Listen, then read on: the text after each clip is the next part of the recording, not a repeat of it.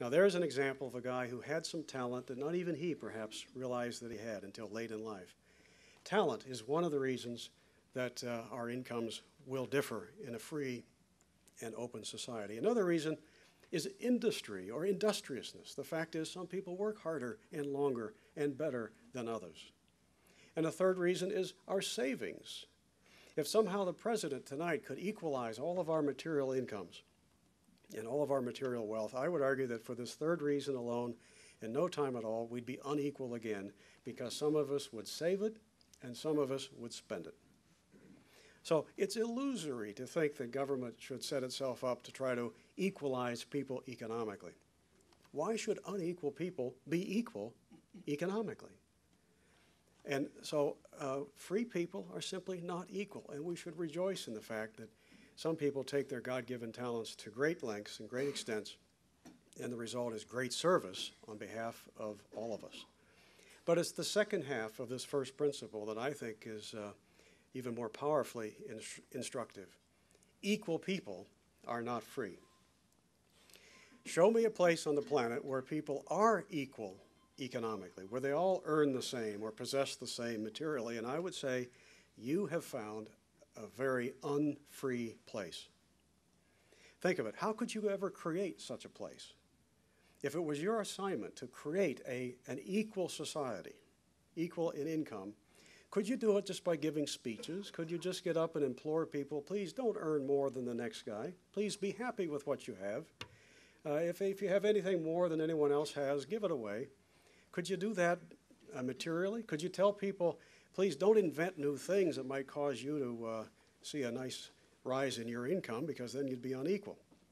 Of course not. The only way that you could ever achieve, even if it was desirable, an economically equal society is to put a gun at everybody's head.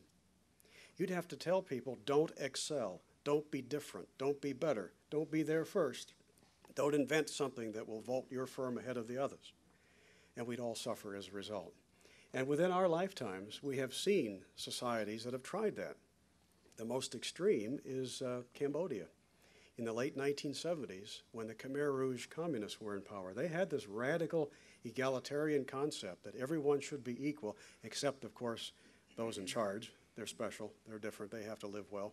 But everybody else was to be equal economically, and you were to have nothing unless the government knew of it, sanctioned it, and probably gave it to you. Well, do you know what the end result of that was? After about 3.5 years of Khmer Rouge rule, nearly 2 million people perished out of a population of just 8 million people. All because of this radical egalitarian notion of wanting to make people equal economically. The fact is, free people are not equal, and equal people are not free. That suggests to us that policies of government, of any government, that are intended to forcefully equalize people, to overcome the differences that are manifested in our talents and our industriousness and our savings and other factors, are destined to failure and probably can only be implemented at the point of a gun. It's far better, far more productive to focus on removing whatever barriers there may be that keep people behind, and then let them take their talents to the highest level they possibly can. Far more fruitful and productive than to try to level people and make them equal. Now, if you're wondering, is he going to spend as much time on the other 6 as he did on the first one? No, I spend more time on that one by design, and I'll go through the others a little more quickly. But the second principle is what's yours you tend to take care of. What belongs to everybody or nobody tends to fall into disrepair. What's yours you tend to take care of. What belongs to everybody or nobody tends to fall into disrepair. This principle really just cries out on behalf of the institution of private property. If you want to take the wealth of any society and trash it utterly and very quickly, well, then just take what belongs to those who created it and give it to those to who did not create it. Just ignore the principle of private property, make everything common, and you'll find that all of a sudden few people have any incentive in creating more, but everybody has incentive to simply use and abuse what there is.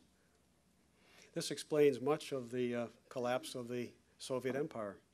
in Eastern Europe and in the Soviet Union, in Russia itself, where the state said, we're going to own it all, we'll be in charge of it, we'll operate it on behalf of the people, and therefore everybody will be sort of like a part owner. But in the end, it was a prescription for economic and ecological disaster. Resources aren't cared for unless somebody can say, that's mine. It's just the way we are. It's just the way we are. When we started the Mackinac Center 18 years ago on a shoestring, for our first few years, we had a very tiny staff. But we had events from time to time where we needed to get a picture and put it in a newsletter, but we didn't have a budget that even allowed for a good camera.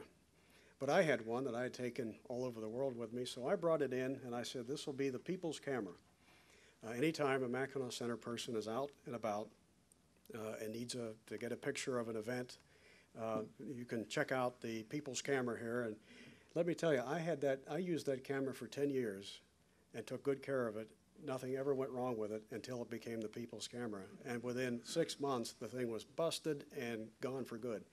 And yet this was a staff of people who believe in private property, but it just isn't the same if it's not yours. You just don't tend to it as if it were yours. A third principle, this goes back to a great economist named Henry Hazlitt. And he put it well when he said, sound policy consists of looking at the long run and all people, not just the short run and a few. Sound policy consists of looking at all people in the long run, not just the short run and a handful of people. So much mischief that happens in our legislatures and in Washington is in direct violation of this principle. Put through by people who think, well, this will help this group without looking at what the effects might be on everyone else, or this will take care of the problem for the moment instead of taking care of it for the long run. And sometimes you can, quote, fix something for the moment, but the way you fix it actually creates an even bigger problem down the line. And you're simply not being thorough in your thinking if all you do is look at the effects of a proposal or an act or a policy on a handful of people or for in the here and now. You have to look at both and then make a much better, more informed judgment. John Maynard Keynes was a famous economist of the last century with whom I wouldn't have much agreement. He was an architect of much of our post-war inflation, growth of government, deficit spending.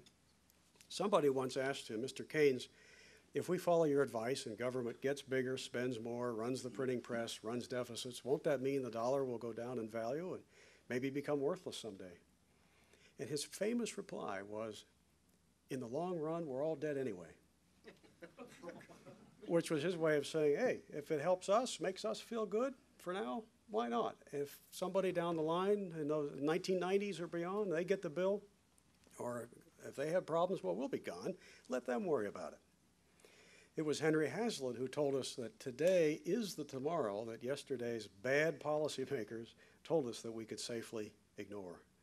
And what does it say about our generation if we look so callously upon our offspring, future generations, and hand them problems simply because we wanted to live it up for the moment and let them worry about the consequences?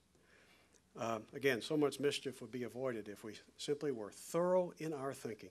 Every time I turn the TV on at night, practically, I find in the news something that makes me think of this fallacy, this mistaken thinking.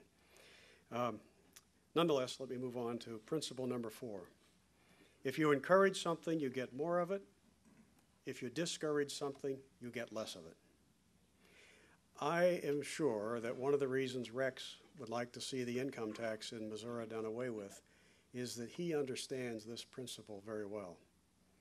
That the more you tax or penalize or withdraw the rewards for a certain activity, the less of that activity you're going to get. If you want to have less work and thrift and investment, those kinds of things, less risk-taking, well, tax those things. Tax them until the expected rewards are exceeded by the risks and the costs. This really tells us that people are creatures of incentive. We really are. People, human beings, are creatures of incentive and disincentive. They radically affect our behavior. Policymakers often forget this. They often act as though simply raising a tax will have no other effect than to give government more money, as if we're all sheep to be sheared and we'll just willingly line up and pay as much as ever. But people often find ways to get around, especially the most onerous impositions. I remember the 1990 tax increase. Do you recall that? This was the one after George Bush I had campaigned on no new taxes, but midway in his term, he caved in to the Congress, and there was a tax hike signed. And in that bill, among other things, were higher taxes on boats, jewelry, and aircraft. And you might wonder, well, why did they raise taxes on those things? Well, I think it was in violation of at least one of the other principles I've already talked about. There was a bit of envy there, the thought that, well, who buys those things? Rich people. Rich people buy boats, aircraft, and jewelry. They've got it, so let's go get it. Let's raise taxes. Well, economists at the Joint Economic Committee sometime later looked at the impact of those higher taxes. And they discovered that the end result was much different from what the planners thought it would be. They were expecting $31 million in new tax revenue in the first year of these higher levies. What actually came in was only $16 million.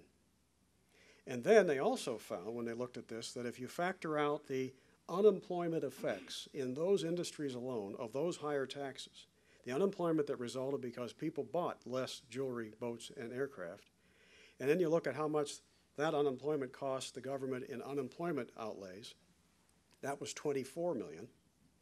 Only in Washington can you aim for 31, get 16, spend 24 to get it, and think you've done a public service.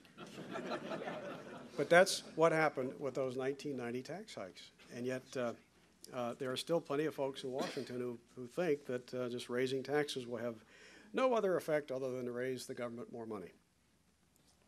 A fifth principle, nobody spends somebody else's money as carefully as he spends his own. Milton Friedman is known for popularizing this idea, and he has gone further and said there really are only 4 ways to spend money. Think of it, only 4 ways to spend money, as Friedman put it. He says, 1, you can spend your money on yourself. Now, the connection between the earner and the spender and the recipient of the benefits of the spending is pretty tight. It's all the same person, right? You spend your money on yourself. You'll make mistakes, but by and large, that's a pretty efficient way of spending money. Each of the other 3 ways departs a bit from that, and then you can see how the spending becomes a bit more inefficient. The second way is you spend your own money on someone else.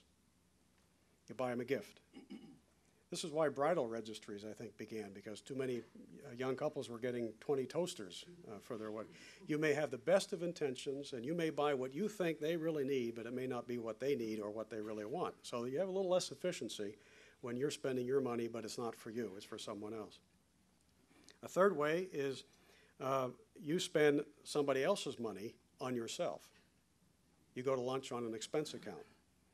Okay, now you certainly have an incentive not to order more than you can eat, but you have an incentive to order lobster instead of a cheeseburger, right? Because if it's an expense account, somebody else is paying it. You're spending somebody else's money on yourself. And the only other way to spend money is when you have somebody spending somebody else's money on yet someone else. All right? No connection between the earner, spender, and the recipient of the benefits. One person spending somebody else's money on yet someone else. Great potential for mischief and waste. Which of the 4 kinds of spending describes what, by its very nature, government does every day of the week? That's what it is, right? It's not an anti-government statement, it's just an objective fact. It's somebody spending other people's money on yet other people. And so it's one of the reasons Ben Franklin said we have to be vigilant. So nobody spends somebody else's money as carefully as he spends his own. The next principle is, actually I've rolled 2, I used to have as 6 and 7 into 1, and then added a 7th. Both of these have something to say about government. I've combined them into one, and they read as follows. Government has nothing to give anybody except what it first takes from somebody. And a government that's big enough to give you everything you want is big enough to take away everything you've got.